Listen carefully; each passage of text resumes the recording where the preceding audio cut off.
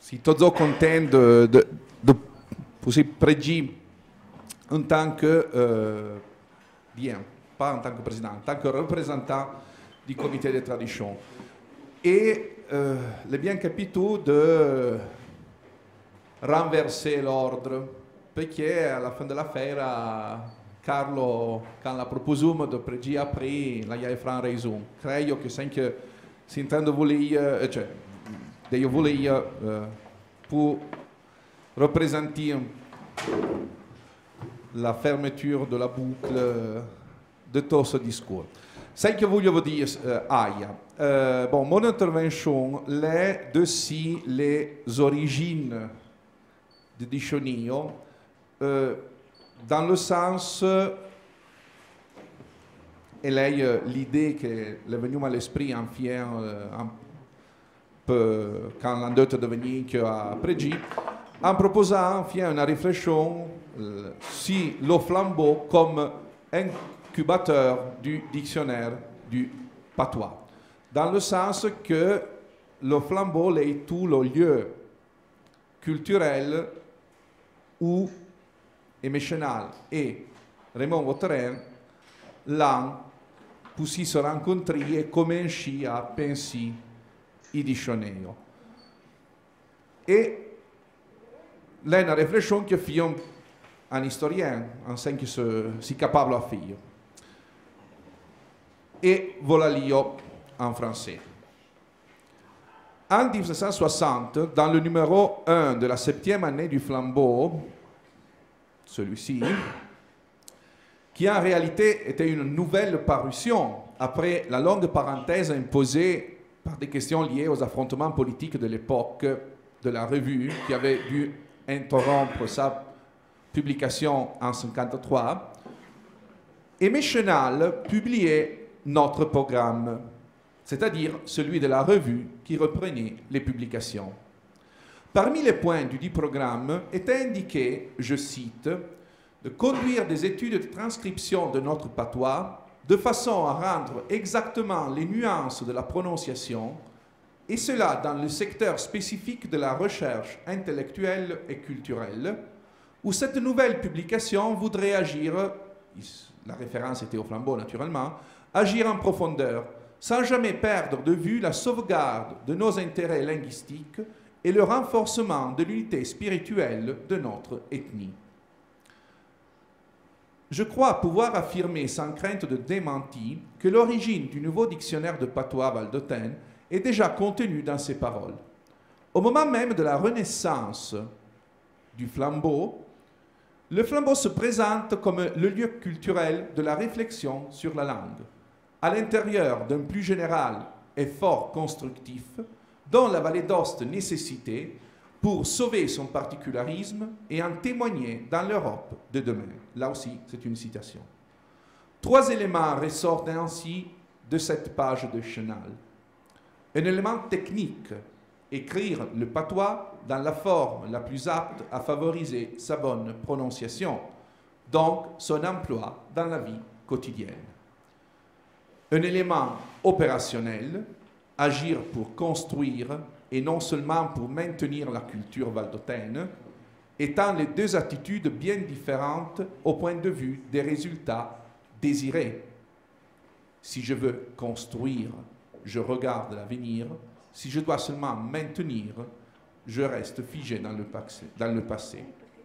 Et enfin, un élément politique, la langue vue comme instrument pour contribuer à maintenir l'identité de la vallée d'Aoste dans l'Europe unie, telle que l'on l'envisageait à l'époque, fédérale et respectueuse des peuples, non pas des intérêts du grand capital apatride et à l'identité liquide. Ce n'est donc pas un cas si, après le programme signé par Chenal, le Flambeau publie, dans le même numéro, un long article du chanoine Maxime Durand, dédié à l'utilité du patois, notre patois franco-bourguignon provençal, comme il le dit cet ecclésiastique illustre, qui en décrit l'importance pour les relations transfrontalières avec les cousins de Savoie et de Suisse, mais aussi pour la sauvegarde de la langue française dans notre région. Une indication souvent oubliée dans les décennies suivantes, quand quelqu'un choisit, par une démarche trop prône aux idéologies de l'époque, de présenter comme adversaires deux langues qui sont en réalité deux sœurs et qui constituent les deux jambes soutenant le corps de l'identité valdôtaine, corps qui ne peut que traîner sans futur quand l'une de deux manque. Bien naturellement, dans ce même numéro, paraît aussi une page signée par Raymond Vautrin, un court poème en patois dédié au pays de mon enfance.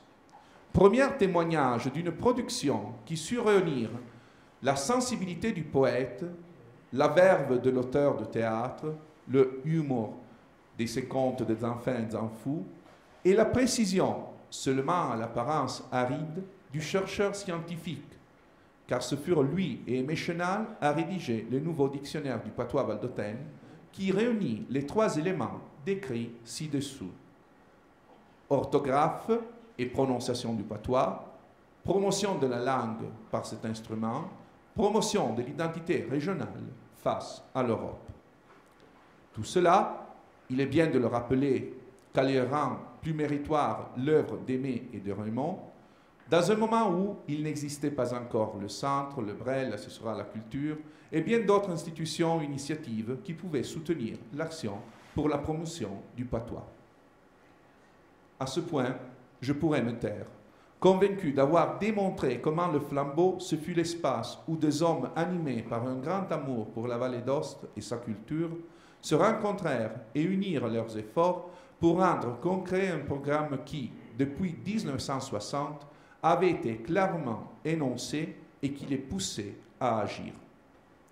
Je désire quand même dire encore deux mots, et je vous prie de m'excuser si je deviens trop long, pour attirer votre attention sur le fait que le rapport entre la revue du CTV et le dictionnaire ne se limita pas à la consonance des finalités à l'origine de deux initiatives. Le Flambeau contribua à la composition du dictionnaire, publiant tout au long des années des travaux de rédaction, une série d'articles d'Aimé Chenal et de Raymond Vautrin relatifs à certains aspects de la prononciation et de la graphie de cette langue. Et bien naturellement, assurant la première publication du nouveau dictionnaire, envoyé aux inscrits du CTV en fascicule, en pièces jointes au Flambeau. En plus, en 1982, au moment de la publication du dernier volume du dictionnaire, un nouvel article annonça sa parution par un titre qui résumait tout l'effort accompli. 2.000 paroles, 12 volumes et 20 ans de travail penuto zen patoué. J'ajoute une seule note aux chiffres de cet article. Les 18 000 mots recueillis représentent 80% des paroles en plus par rapport au dictionnaire de Serlogne, qui fut la base de l'énorme louable effort des deux rédacteurs. En effet, comme il les explique dans le Flambeau, et comme nous l'avons entendu de la voix même de Raymond, le dictionnaire de Serlogne méritait d'être enrichi d'une quantité de formes et de significations qui n'y étaient pas comprises et qui demandaient une mise à point enregistrant les nouveaux emplois que le patoisan fait des termes dont il dispose et les mots nouveaux formés ou pénétrés dans le dialecte. Il s'agissait aussi, bien sûr, de sauver de l'oubli les mots périmés qui disparaissent. Je trouve en ce mot la motivation de notre présence ici, ce soir, pour exprimer notre remerciement à Raymond pour ce supplément. Car lui, il ne conclut point sa fatigue en 1980 et quelques. Il ne resta pas assis sur son œuvre majeure, en se contentant des mérites déjà acquis, bien qu'énormes. Au contraire, il continua son travail, fidèle aux indications du programme de 1960, tout au long de sa vie. Action intellectuelle, promotion culturelle, maintien de l'identité valdôtaine face à l'Europe par une attitude constructive et non défensive, en même temps ouverte aux autres réalités et sûre de ses racines. À nous de continuer son œuvre avec le même courage et la même vision, enraciné dans le passé et ouvert à l'avenir. Merci Raymond et merci à vous tous de m'avoir écouté.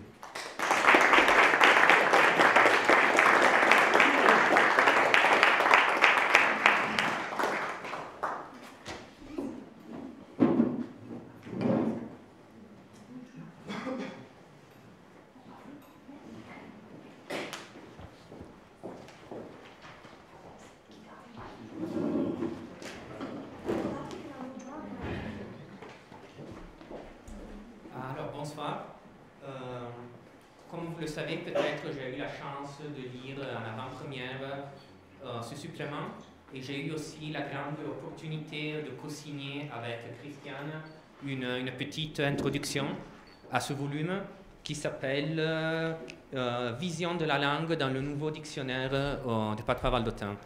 Donc aujourd'hui, je chercherai à être très rapide.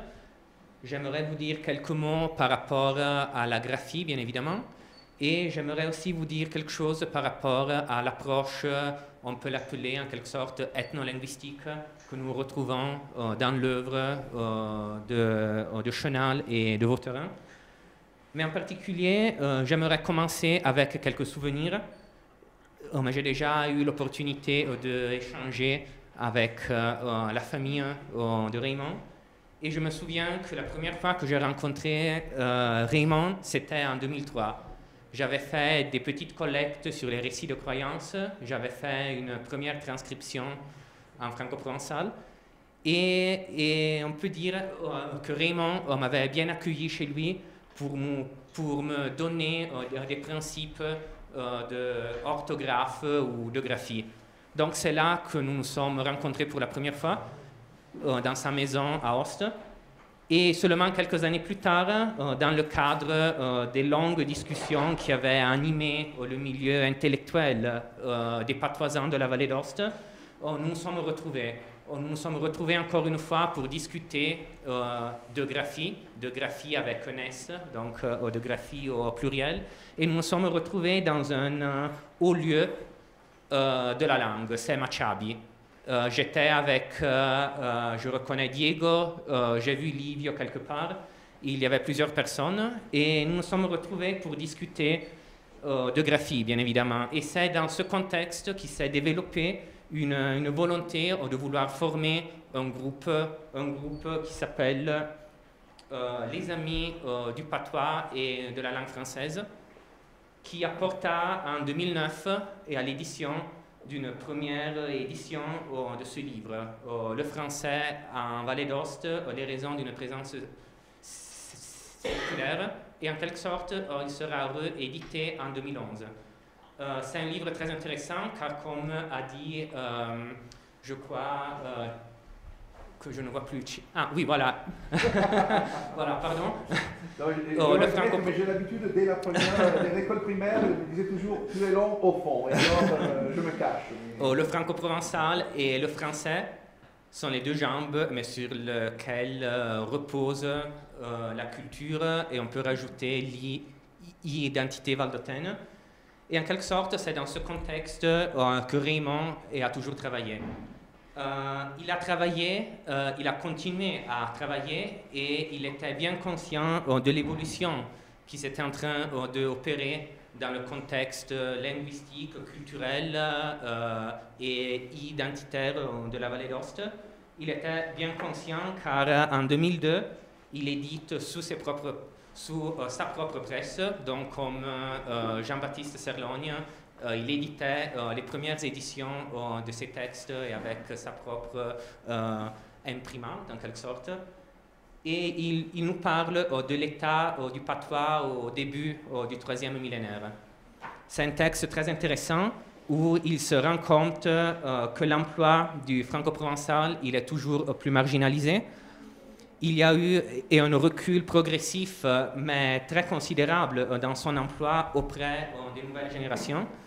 Et en quelque sorte, il envisage aussi des actions de revitalisation de cette langue. C'est très intéressant car nous revenons un peu à la question que nous avons bien discutée au cours de cet après-midi, car en 1915, il écrivait dans le Flambeau, il avait été invité à présenter son travail, son dictionnaire, au cours préparatoire pour les futurs enseignants de patois. Et ils reconnaissent la grande difficulté d'associer un travail de lexicographie, de réalisation d'un dictionnaire dans le domaine franco-provençal au domaine de l'apprentissage de la langue. Il écrit c'est pour nous, de lui et de Aimé Chenal, une tâche très difficile de parler du nouveau dictionnaire de patois valdôtain, car nous ne sommes pas des enseignants, nous ne sommes pas des personnes qui réfléchissent sur la transmission, et on nous demande quand même de nous adresser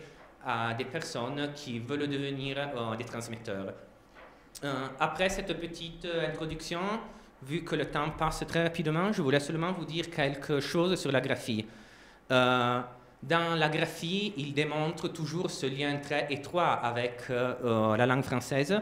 On trouve dans la première page du dictionnaire, les auteurs n'ont pas choisi la méthode de transcription étroite, ils n'ont pas choisi la méthode de transcription large, ils n'ont pas essayé non plus de concilier les exigences de la science et les exigences de l'écrivain par une invention de leur cru, qui est capable de ménager la chèvre et le chou. Ils se sont tout simplement donné comme mission de conserver ce qui était juste et bien de conserver. C'est dans la graphie de Serlogne que s'est exprimé le meilleur de notre littérature dialectale, et de conséquence rompre avec une tradition, c'est ébranler tout l'édifice. Pardon, on m'a mêlé les feuilles. Bon. Oh, je suis désolé. Oui, je sais, c'est moi. Et en quelque sorte, ce que Vautrin et que Serlogne voulaient dire, c'est qu'il y a deux pôles graphiques, bien évidemment, celui de la phonétique pour un emploi scientifique et celui d'une approche plutôt étymologique, orthographique. Et bien évidemment, ils penchent pour un choix graphique qui vise à maintenir cette unité de la langue. Ils sont bien conscients, comme l'était Jean-Baptiste Serlogne, qu'il y a des variétés phonétiques, lexicales, même très fortes dans tout le domaine franco-provençal et en particulier et en Vallée d'Aoste, bien évidemment. Mais en quelque sorte, ils nous disent qu'une graphie phonétique ne montre en l'exaltant que ce qui différencie. Elle cache par contre ce qui unit, ce qui est beaucoup plus essentiel, ce qu'il y a de plus profond, non seulement dans les structures dialectales, mais aussi dans le cerveau de tous les Valdôtains. En quelque sorte, ils reviennent au conseil graphique que, quelques décennies plus tard, en 1992, et en particulier aussi Ernest Chulé prônait pour l'écriture dans la fameuse graphie qu'on appelle la graphie du centre d'études franco-provençales, bien évidemment. Pour ce qui concerne, par contre, l'autre domaine, qui est un peu aussi le domaine dans lequel je travaille maintenant, c'est celui de l'ethnolinguistique, une discipline qui se développe concrètement dans les années 50-60 et aux États-Unis, qui a une tradition très ancienne. C'est une discipline qui cherche à mettre ensemble le domaine de la langue et les formes de l'organisation des connaissances, en quelque sorte, et des expériences propres aux locuteurs d'une certaine langue. Pour nous, c'est le franco-provençal.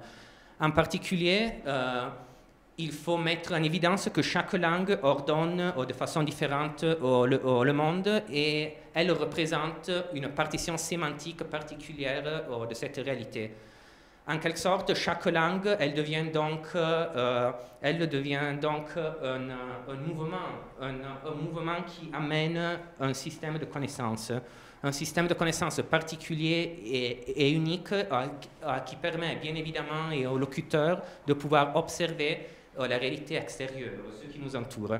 En quelque sorte, ça permet d'interpréter cette réalité et de construire un système de référence et en quelque sorte d'apprivoiser cette réalité qui nous entoure. C'est le travail que Vautrin et que Chenal ont fait avec leur dictionnaire, car ils nous disent très clairement qu'ils aspirent à allier les études des actes linguistiques et le domaine ethnographique et plus en général de la culture qui les encadre. Je pense que je n'ai plus de temps, moi j'ai déjà parlé beaucoup trop. Je laisserai parler Andrea pour ce qui concerne les néologismes, je pense, si j'ai bien compris. Parfait. Je vous dis encore une dernière phrase que j'ai notée et que je pense être très importante pour bien encadrer l'approche de Raymond à la langue et à la culture valdôtaine. C'est une approche, bien évidemment, qui sait reconnaître l'importance de l'apport culturel et qui permet donc de préserver des savoir-faire qui sont en train de disparaître et ils disparaissent surtout auprès des nouvelles générations qui s'éloignent bien évidemment de la montagne à la recherche d'un style de vie plus urbain. De conséquence, les savoirs linguistiques, ils intègrent les représentations de ces pratiques culturelles en les définissant grâce à des étiquettes dénominatives. Et en quelque sorte, dans le dictionnaire et dans ce nouveau supplément, on a une sauvegarde, pas seulement de notre langue, mais de tous ceux qui intègrent notre culture valdôtaine. Donc, c'est un travail très intéressant que je vous laisse découvrir dans la continuation de ces suppléments. Et encore une fois, merci à Raymond qui a toujours voulu continuer à travailler sur son œuvre et qu'il nous donne encore une fois une nouvelle pierre qui permet de construire le grand édifice de la connaissance de la langue, de la culture et plus en général de l'identité valdôtaine. Et je laisse parler.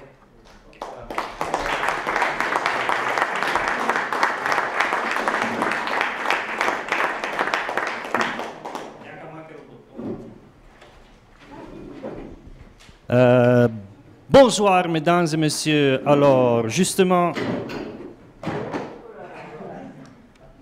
Fabio disait le français, le patois, les piliers, les jambes sur lesquelles se dresse l'identité valdôtaine. On pourrait se demander de quel côté on boite le plus, mais ce n'est pas grave. Alors, bon, deuxième blague. Réfléchissez, je ne sais pas si vous avez remarqué, une grande technologie soutenue par 4 jambes en bois d'une chaise. Voilà, alors la vie parfois nous donne des messages qu'il faut interpréter. Alors, tout simplement, quand j'ai regardé le supplément, j'ai été un peu... j'ai été curieux, alors j'ai pensé, comme Vautrin dit qu'il y a des mots dans son dictionnaire qu'il faut éviter, surtout des italianismes qu'il faut éviter. Alors, on va voir tout simplement, sans trop se pencher sur des jugements, sinon on devrait en parler pour une semaine. Alors, la liste que j'ai trouvée dans le supplément, il y a l'aeroporto, c'est un aéroport pour lui, un aspirapolvere, il propose les pousseuses. On a pour l'autostrada, lo Gran Zemun, la Gran Rotta. On a la bombola, grave problème. Fronilo, faut zanzer la bombola perché...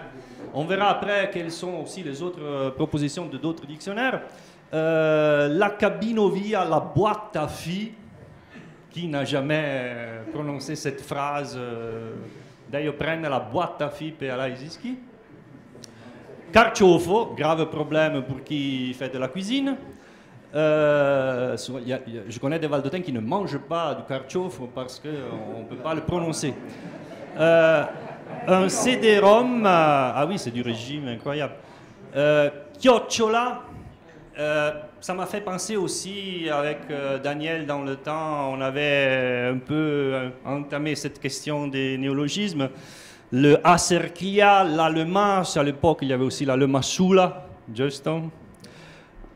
Ciondolo, grave problème à la foire de Saint-Ours. T'as trouvé le ciondolo? Là, j'ai un fourni, un marché souterrain de... Lo decespugliatore. Et pour qui a fait le travail de cantonnier à la commune, ne pas pouvoir dire decespugliatore, c'est un problème. La déboissonneuse. Après, si tu peux baisser un petit peu. Va du. Si depuis, vai. Bon. Informatique, formata. Tu formato lo disco. On peut le dire. Lo frigo. A Vautrin, a me pourtant lo frigo, frigidero. La débatteuse, la zappleuse. Per fare voilà. Lo gesso, quando sei alla culla, prendi lo gesso e crei alla lavagna, giustamente.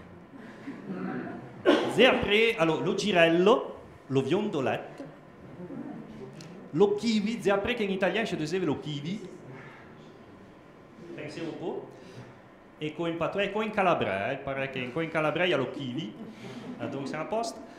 La fameuse lavatrice, donc la machine à laver, la laveuse, problème qui me concerne poi la mammografia, ma va bien. E la bouillanteuse. La bouillanteuse, sì, anche celle. La fameuse montascale, donc lo puglia e zelé. La motosega, la resseuse ou la traversagna zaina. Ok. Motozappa, la sappeuse, tutto femminile, c'est pas perché si fa la debuissonneuse, la zappleuse, sarebbe perché magari sono dei lavori che devono fare le fenne. Infarto, tu più può crepare d'infarto. Morsebetta, se no... Alentor per la periferia, ma ancora la periferia, e senza un E che mi sembra tutto, penso di buttare dentro un diccionario. Mi sembra che io vedevo in più. Évidemment, il ne faut pas dire un peu mourette, un peu mourette, sinon inutile lo dire. Ma la mousse per lo pointeur dell'ordinateur, la famosa puzzola che ognuno so come in due, donc lo repegnette, la rionda, che dico la rionda, e poi se la mode più, e lo sandwich, e lo solazzo. Il n'y a pas que les italianismes, les anglicismes, lo solazzo mi piace bien. Seggio elettorale, bureau di votazione, lo semaforo, lo traifois, lo foirozzo, lo shampoing, le pattadrezze per lo spandilettame, e poi per lo shampoing évidemment, perché sennò, voilà. Lo straplin, quand è straplin, putz, dei putz. La tastiera, la famosa tastiera, lo clavier, lo coppa crayon, perché lo tempero la borda, e la tondeuse femminile per tosa erba. E a cette là sull'altro file si a l'overe anche di un d'autres dictionnaires. Surtout si des stiches, si des Luco che Paul, su lo guichet e si des zamporzetta per mi fare un'idea. Adon, aeroporto, c'è d'accord les 24 propositions aéroport, toutes les versions possibili, le butto in italique per far vedere che, se no mi farebbe scrivere tutte le versioni. Donc le butto paese per dire che tutte le possibili parole che sembrano a aeroport sono presenti. Stisce l'aerogara. Però, vediamo. Aspirapolvere e pousseuse per votare, ma non l'aspirateur des stiches, l'aspirateur, e poi tutta una serie di idee che sono sorgite da un Gazette, a voi les témoins che hanno collaborato con Gazette, l'aspirapolvere, tutte le versioni che gli sembrano, l'aspirapussa, tutte le versioni che gli sembrano, una 5 di aspirapussa, 13 aspirateur, aspirate, aspiratura, eccetera, eccetera. Il y a lo poccapussa, il y a lo ramassapussa, Dio possa anche venga nello patouille di Saint-Marcel, lo rama-apu-a. Topa o lo rama-apu-a. Va bene, cambiamo. E poi autostrada, Gran Semen, Gran Rotta, manco l'autorotta, l'autostrada, l'autostrada, e poi version varie di Gran Chemin, di Gran Rotta, di Autorotta e va giù di so, tutte le possibilità. La bombola, la bottiglia, chi sembra già di più francese, non deve votare, ma il y a ancora 23 casi di persone che dicono di più che bombola et tant pis pour la 5 sur la troisième syllabe avant la dernière. Et quelqu'un qui dit la bonbonne, la bumba. Et voilà, la cabina, version de ma per la cabina in generale, la boîte à filles, cabino via, voilà, dès qu'il manque des solutions dans le dictionnaire, nell'artizio, nello disco rom e lo disco rom, disco compatto d'un stish, le assertiali, le masse, mancheva un po' di soluzione, lo ciao, per esempio, il y a dans le dictionnaire de 100%, fameux ciondolo, medaglion, pendellion, pendellon, pendoglion, brelocca, pendin et pendel. Les traits des sont dans le dictionnaire des stiches. La scie circulaire, la sega circolare, la circolare. La déboissonneuse, la déboissonneuse, stiche. E poi va anche più giù, in tutte le soluzioni precise che frigidero, sembra caso forse la lingua, ad lo frigo, dove gira solo lo frigoro, e poi nella débatteuse, la zappleuse, torna la débatteuse, varie soluzioni per lo gis e la creia, selon sino presente, du gis che non betta la zamba e della creia che impleiamo per fare dei dessin, ma de che pizzanze, lo viondolet, ma nello curre a 100% per lo girello, lo coup d'attaque, lo crepe, la crise cardiaque, l'attaque, kiwi. Je ver che si può trovare souvent la parola kiwi dans le dictionnaire. Je può fare le premier fruit che uno pensa di buttare dans le dictionnaire. La machine à laver, la laveuse, la bouillandiuse, lo lavalenzo, la laveuse, la machine à laver. Ma il y a ancora des webcast de lavatrice. Che poi alla fine quando sortono le baghe tutte rose, i pochi zanze buiandose alla lavatrice, perché ma che togna con il bottone che fa le po', e tu laissi lo zusson rozzo de deux. Macchina per laver, ma anche macchina per laver. Borsa valò. Mammografie, avvelai, voterin, penso di te. Lo fameux pouillet, la resseuse, la traversagne, la ressiusa, stiche, la sappeuse, all'intorno periferie, va ma che più giù si ha dei baghe interessanti, la mousse, lo repugnette, lo putois, sempre stiche, la rionda una aerosoletta, la saldatrice, 100%, e arrivano i sandwich e le tre soluzioni possibili.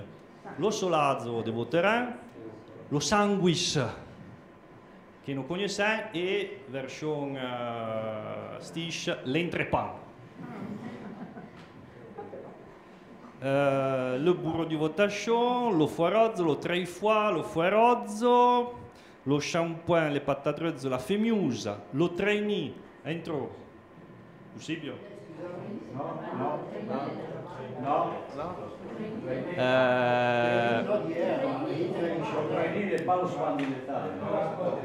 Lo erpice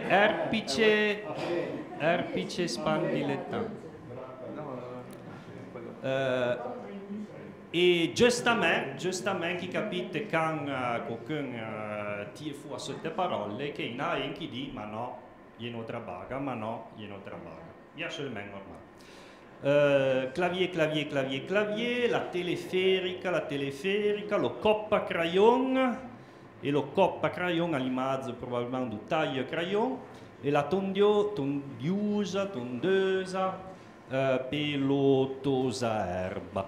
Quella ma che dove polle de riflessione che mi si vuoi cri su tosso se adon che due che adon souvent quand nous présente des fins dictionnaires, il sembierait, sono des sensazioni que quand on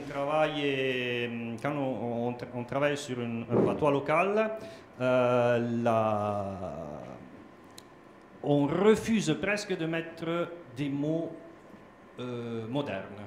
C'est comme si on disait ah non, ça n'existe pas en patois, alors on le met, et même si on pourrait faire des emprunts ou des calques, parfois on ne le fait pas, parce que c'est comme si le patois n'était pas adapté à ça.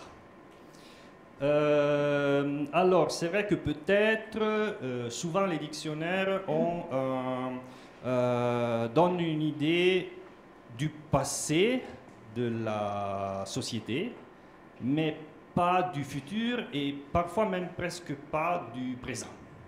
Alors, si on devait utiliser le dictionnaire pour apprendre effectivement la langue, on ne trouverait pas l'image de la société d'aujourd'hui dans les dictionnaires, souvent.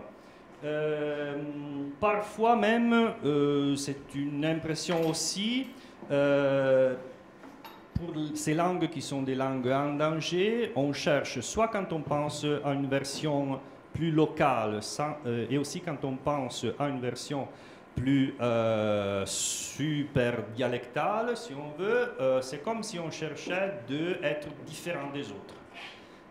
On cherche à donner une idée, à donner l'idée que notre langue est différente, particulière, qui n'est pas comme les autres. Un peu comme le sandwich, où on pourrait tout simplement dire sandwich.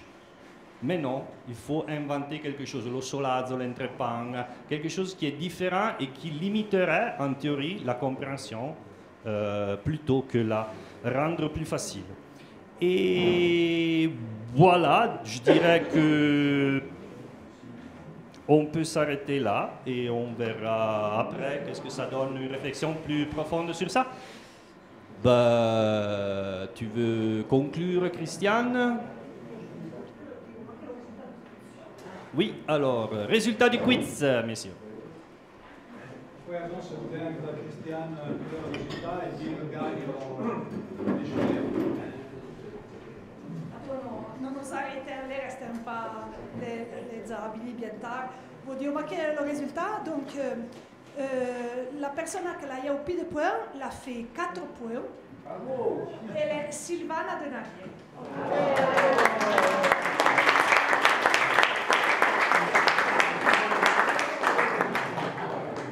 Pas une suffisance.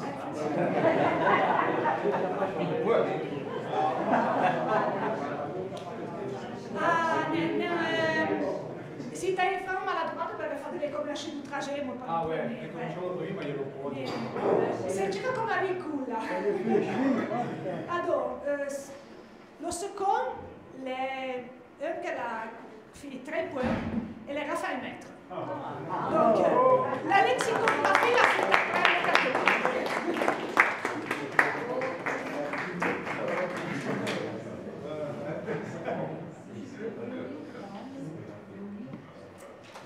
Et après, il y a 2 ex aequo, comme trajet ma place, et qu'elle en fait 2 points et demi. Alors, un est Daniel Fusina. Bravo. E l'altro è un savoiard, perché vogliamo tutto un semblo e mi pa cogni la grafia lo fa interpretare.